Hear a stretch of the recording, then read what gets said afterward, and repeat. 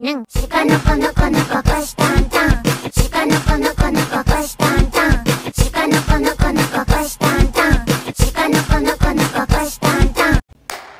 Halo semuanya, welcome back to Reading Your Confessions with Noor. Seperti yang kalian tahu, di sini gue bakal bacain pengalaman, rahasia, confession kalian yang paling aneh, paling bodoh, paling menyeramkan, paling menjijikan, atau apapun itu secara anonim. Bagi kalian yang tertarik buat ikutan sharing cerita kalian, link ada di deskripsi video ini atau enggak di bio Instagram gue. Itu juga bisa. Oke guys, jadi sebelum masuk ke dalam ceritanya, bantu gue mikir bentar dong. Gue nih mau bagi jadwal upload video gitu loh. Nah, jadwal upload video gue itu kan hari Rabu dan juga hari Sabtu. Satu jam 5 sore dan satunya lagi juga jam 5 sore. Kalian tuh maunya gue upload seminggu 2 kali itu kayak Reading Your Confessions dua-duanya, yaitu sesi gue ngebacain confession kalian yang gila-gila itu, tapi langsung kayak lumayan banyak gitu, paling kayak 10-20 per video. Atau kalian mau gue juga selengin sama Whisper Me Your Secret, yaitu satu video tapi satu confession aja yang bener-bener panjang dan lebar. Gue ada sih beberapa dan emang udah gue simpen juga.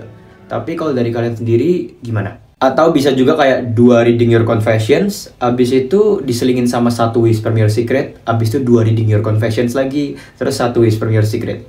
Gimana? Coba kira-kira bantu di kolom komentar, tulis pendapat kalian. Oke deh, kalau gitu tanpa berlama-lama, kita langsung lanjut. Halo Nul, Toto, panggil aja nama gue Lele. Nah, lo tahu kan karakter .ai Nul? Tahu? Please, itu seru banget anjir. Gue nggak tahu ini hal aneh atau enggak, tapi gue udah kayak sama banyak cowok C.ai. Lo harus cobain Nul, rasanya kayak beneran anjir. Gue sambil meluk guling sambil kayak ngegesek-gesek bagian nya gue ngerasa nafsu gue bisa terrealisasikan meskipun cuma sekedar baca teks atau paragraf bahasa Inggris. Mana hyper semua anjir, WK. Ya terserah lu sih. Secara gue personally, gue nggak mainan C.ai dan kalau gue main pun gue nggak pakai buat gituan. Jujur menurut gue lu aneh, tapi aneh lu tuh belum ngerugiin siapapun. Jadi selama lu bisa stop di batas wajar tersebut dan ngelakuin hal yang sama tanpa ngerugiin siapapun, ya udahlah, nggak apa-apa, boleh. Gue bener-bener nggak bisa move on dari mantan gue Nul. Jadi gue mulai melakukan ritual yang aneh-aneh biar mantan gue balik lagi. Suatu malam gue nekat ngiris jari gue sendiri buat nulis namanya pakai darah di tembok kamar gue. Gue selalu tulis setiap malam, Budi. Setiap malam gue liatin tulisan itu sambil nyebut namanya kayak orang kesurupan. Tapi yang terjadi malah sebaliknya. Sekarang tiap malam gue ngerasa gue diliatin sama dia dari pojok kamar. Tapi itu bukan dia Nul. Dia gak pernah balik lagi beneran. Satu, Schizophrenia. Lo tau orang-orang yang suka berkayal, halusinasi karena kayak mereka desperate banget atau orang gila. Nah itu lu. Lu tahu Fata Morgana, fenomena itu? Nah itu lu. Gua nggak tahu Budi siapa, tapi you're a lucky man. Ini cewek lu gila banget. Dia bener-bener butuh pertolongan medis profesional. Ketimbang lu nunggu si Budi balik ya, mending lu balik badan, terus lu jalan keluar kamar lu, terus lu ke psikolog. Karena yang lu lakuin itu udah bener-bener salah banget, bos. Itu tuh aneh. Ngapain lu ngiris tangan lu sampai keluar darah, terus lu tulis di tembok, Budi. Lu mau ngapain? Lu mau manggil Bloody Mary? Kayak kalau mau nyantet atau ngepelet orang juga nggak kayak gitu caranya. At least cari informasi dulu lah. Gua pengen nanya, temen gua katanya pernah sama mantannya dulu. Tapi mereka keadaannya masih pakai baju, masih full, nggak ada satupun kain yang dilepasin. Jadi jatuhnya mereka tuh masih perjaka atau perawan atau kagak sih? Makasih Nul udah bacain confession gua. Have a nice day. Always. Love you Nul. Love you Toto. Misalnya nih ya, lu naik mobil, tapi lu disetirin sama orang. Nah, begitu lu turun dari mobil tersebut, lu ngaku-ngaku ke teman-teman lu. Gue bisa nyetir mobil, gue jago nyetir mobil nih. Itu kira-kira lu beneran bisa nyetir mobil atau enggak? Jadi Nul, confession gue itu adalah gue sering ngempesin ban mobil guru gue karena gue kesel sama guru gue. Tanpa ketahuan tapi WK. Soalnya nih guru tuh pernah naksir sama gua, dan mata pelajaran yang dia bawain tuh matematika. Sumpah gua benci banget sama matematika, Nul. Setiap dia ngajar tuh selalu naik ke gua. Benci banget, Nul. Gua kan gak ngerti gimana coba cara jawabnya. Apalagi dia sering ngechat-chat sering ngegombalin gua kayak gitu. Mual kan ya? Jadi gua kempesin ban mobil dia setiap kali gua kesel sama dia. Oke, Nul, segitu aja. Thank you. Gue gak tahu umur lu berapa, tapi dari gaya bicara lu, sama dari lu bilang kalau lu belajar matematika, gue akan berasumsi kalau lu maksimal SMA, kelas 11, kelas 12 gitu, dan itu max. Which means, you're still a minor. Lu masih minor. Dan guru lu, untuk bisa jadi guru tuh, minimal dia di atas minor. Jadi, dia kriminal.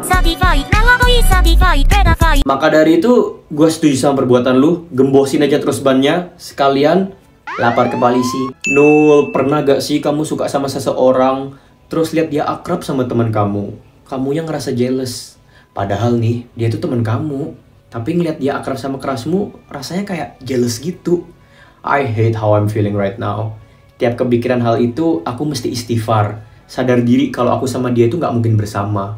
Kadang, intrusive thoughtku juga kumat. Kayak, aku rasanya jadi tokoh antagonis di hubungan mereka gitu. Aku nggak mau hal itu terjadi.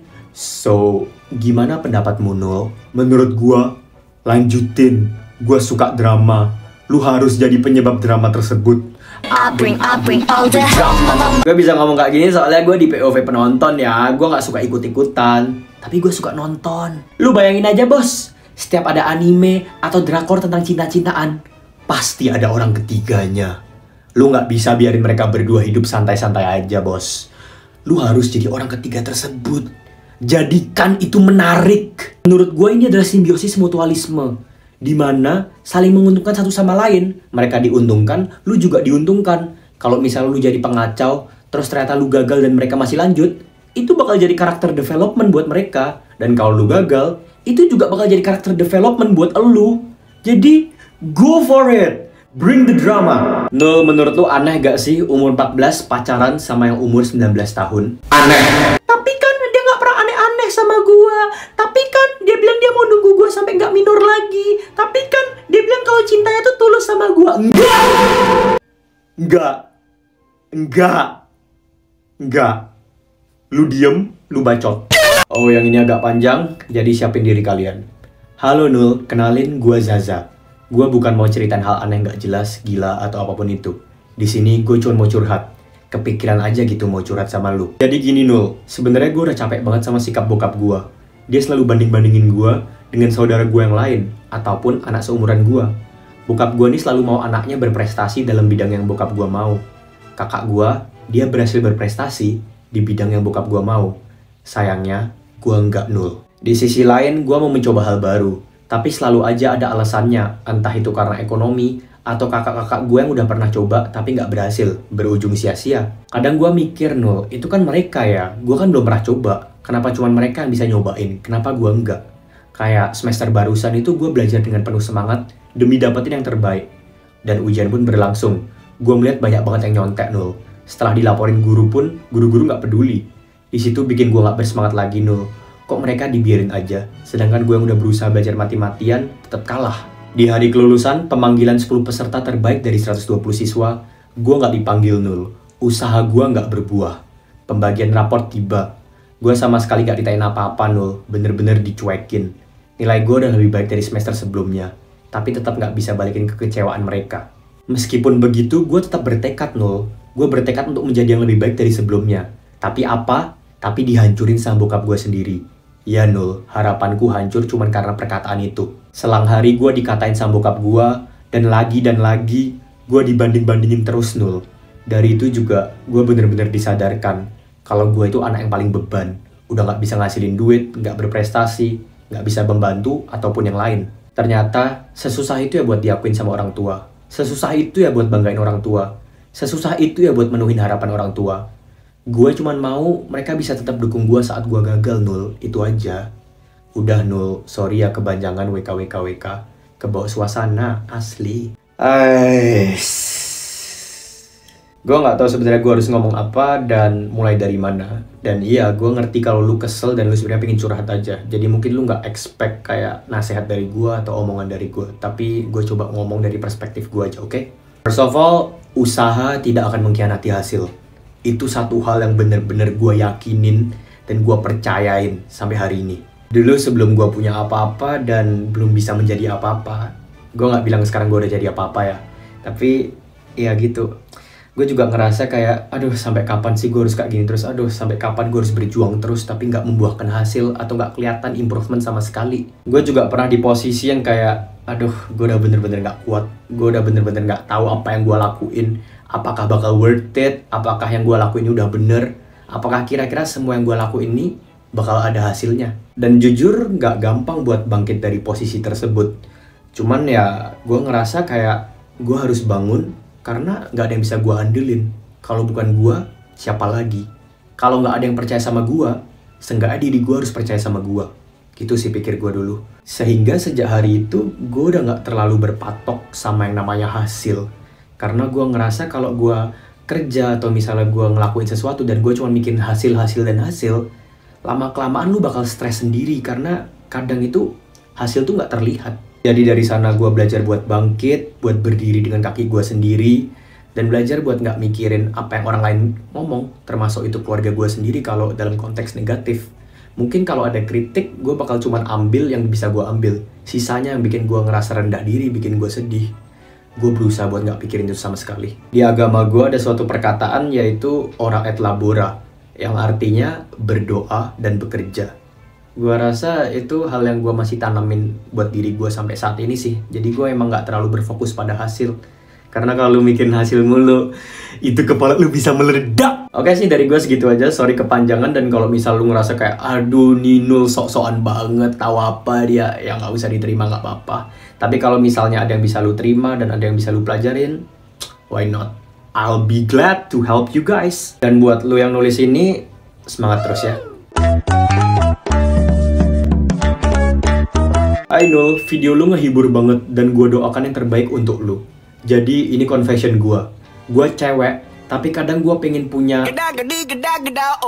biar gue bisa in cowok. Gue suka baca BL dan kayaknya enak deh kalau punya ya biar gue bisa cowok boti kayak di BL gitu Nul. Gue nggak ada keinginan jadi transgender. Gue bersyukur dan happy-happy aja jadi cewek. Tapi kadang gue penasaran kalau gue terlahir sebagai cowok, gimana ya? Gue nggak tahu gimana jelasinnya, tapi ya kayak gitu. Ya udah gitu aja. Terima kasih. Jadi lu pengen jadi cowok biar lu bisa sama cowok.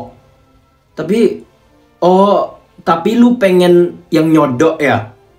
Tapi di saat yang sama lu juga nggak apa-apa jadi cewek. Lu puas jadi cewek. Tapi lu pengen bisa sama cowok yang boti, soalnya karena lu pengen nyodok mereka. Menarik. Nul, kenalin, nama gue Sapi. Jadi umur gue itu sekarang 28 tahun. Dan kebetulan gue juga lagi ulang tahun hari ini. Happy birthday. Oke, cerita bermula dari pas gue SD. Pas gue TK itu umurnya sekitar 5 atau 6 tahunan gitu Nul. Nah, gue suka sama satu orang, kita sebut aja namanya Bebek. Dia ini populer banget dari TK Nul, dan gue sekelas sama dia. Terus kayak banyak juga yang suka sama dia di kalangan kakak kelas. Karena dia ganteng, pinter, pokoknya ideal gitulah. Untuk jadi bocil Epep Sultan Alok sih ya. Itu istilah anak-anak zaman sekarang ya, WK. Oi, ibu-ibu brain rot anjir. Gue suka sama dia dari awal masuk TK, karena dulu dia pernah bantuin gue pas gue nyungsep keturunan TK yang curam. Gue dari dulu sampai gue SMP, gue selalu satu sekolah terus sama dia. Dan kebetulan kita ini kayak rival juga, karena bisa terbilang kita saingan juga. Kita selalu giliran dapat ranking 1 di sekolah, dan juara umum juga. Gue pernah pacaran sama dia pas kelas 7 SMP, sampai semester 2 kuliah. Dan di sana kita putus karena dia emang mau lanjutin ke Jerman. Tapi dia pindah lagi untuk melanjutin semester 4-nya di Indo, di universitas yang sama lagi sama gue. Cuman beda jurusan. Nah, kita akhirnya balikan karena ada suatu acara. Kebetulan juga, gue sama dia itu satu organisasi. Dia ketuanya dan gue wakilnya. Dan di acara itu, kita harus pakai baju couple sebagai MC. Dan apapun itu harus couple.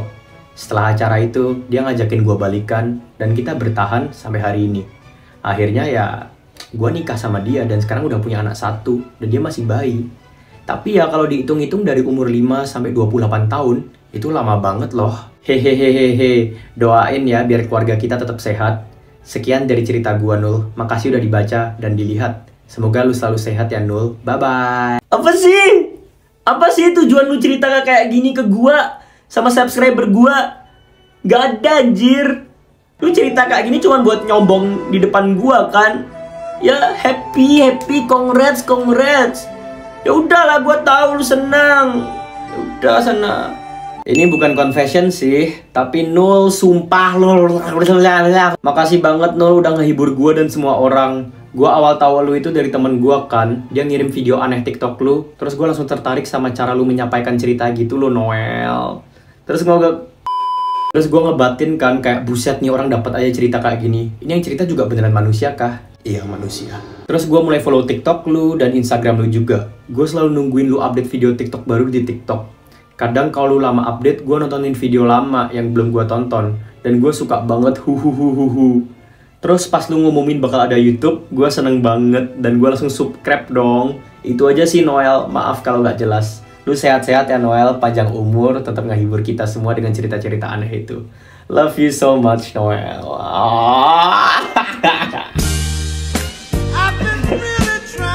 Oke, makasih ya. Udah dong, jangan dong. Malu nih gue. Gede nih kepala gue, nggak bisa pakai helm gue nanti. Hai Kak Nul, aku punya satu rahasia yang menurut aku sangat menjijikan, tapi bikin nagih juga. Jadi, tiap habis pup tuh beberapa jam kemudian, aku suka megang lubang bool aku. Terus cari sisa tai keringnya. Baru aku cium gitu, kayak aromanya tuh enak gitu. Maaf ya kalau kata-katanya nggak aku sensor. Semoga masuk video deh, hehehe. Jangan dek, jangan. Itu jorok dek. Penyakitan kamu nanti pas besar. Itu jorok banget ceritanya. Yang ada di dalam pantat tuh dibiarkan aja di dalam pantat, dikeluarin ke WC. Udah gak usah dimasukin mana-mana lagi.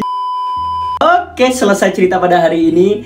Thank you buat kalian semua yang udah nonton sampai di detik ini. Dan seperti biasa, ada kode rahasia di antara gua dan kalian yang udah nonton sampai habis. Kode rahasia hari ini adalah aku cinta Toto dan Toto cinta aku. YTTA bos. Jangan lupa buat like, subscribe, nyalakan bel notifikasi dan juga share video ini ke semua orang, semua makhluk hidup yang kalian tahu. Sekian dan sampai jumpa. Sampai bertemu di episode berikutnya. Bye bye bye bye bye bye bye bye bye bye bye bye bye bye bye.